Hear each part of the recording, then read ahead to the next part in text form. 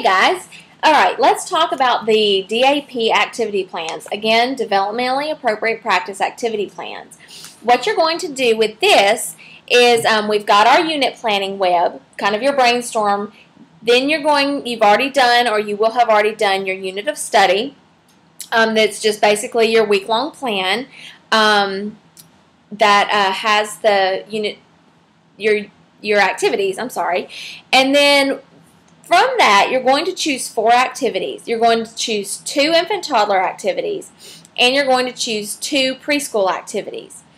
And make sure that your activities are not in the same genre, I suppose. So, for instance, you don't want all of your activities to be math activities, and you don't want them all to be social-emotional. They can have that component, but they need to be different areas, basically. And so, anyway, you'll choose 4, 2 infant-toddler, 2 preschool. And what you're going to do is create lesson plans. And what that means is pretending that you are a teacher, or you may be a teacher in a classroom, and you're going to be out one day and you need to leave instructions for a substitute to do an activity with the children. From gathering the materials all the way up through implementing and follow-up from the activity. So what I want you to do is, if you work in a program and you already do lesson plans, you can submit what you do for your program. I do want it to be detailed. If you don't have to be very detailed for your program, be detailed for this assignment at least. And what you should have is the title of your activity.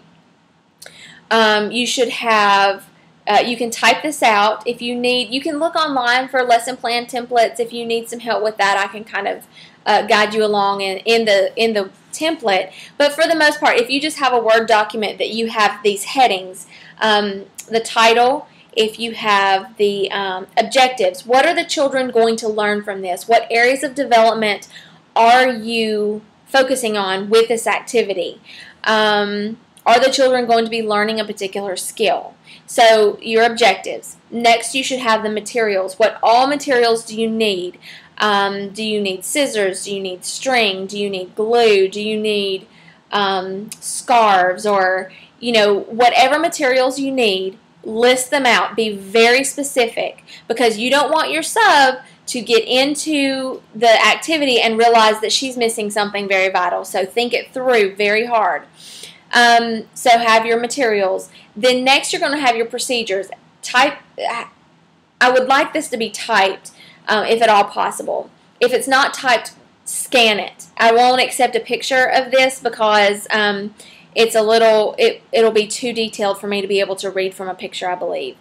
Anyway, but your procedures, write out exactly what you're going to do, from asking the children to, if it's during free choice and you ask 2 children to come help or come do the activity, or if it's a group time activity or a large group activity or whatever, go detail, write the recipe for what you're going to do or what needs to happen during that activity. And then finally, discuss how you will evaluate the activity. If you have done it, if you are working in a classroom, or if you have an opportunity to do these activities that you are planning, go ahead and evaluate it. Tell me how it went. What would you change? So in a perfect world, I would love for you to go ahead and do them, and if you have, please do. Otherwise, let me know how you think it would go, how you anticipate it. And then when you are in a classroom and you have already done it, then think about those things, because that's very helpful. It's very helpful to think about these things to make sure that it goes the best way it can the next time. Write out the children's reactions. How were they excited about it? How did they respond? So anyway, if you have questions, Again, please post them to the questions and problems section of Blackboard, and I am looking forward to getting these from y'all. Thanks again.